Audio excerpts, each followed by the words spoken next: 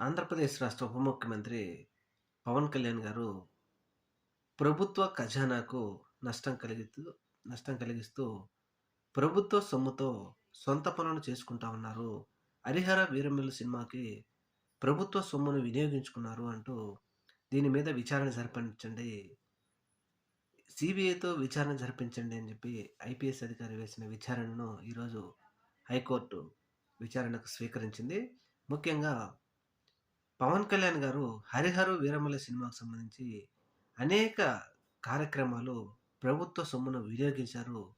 దీని మీద ఖచ్చితంగా విచారణ చేయాలని ఏసిన పిటిషన్‌ను మాత్రం హైకోర్టు స్వీకరించడంతో పవన్ కళ్యాణ్‌కు, జనసేన పార్టీకి ఒక షాక్ తగిలిందనే చెప్పొచ్చు. ఏది ఏమైనా సొంత నిధులతో కాకుండా ప్రజల సొమ్ముతో, ప్రజల సొమ్మును తన సొంత సినిమాల కోసం వినియోగించుకోవడం మాత్రం అత్యంత బాధాకరం.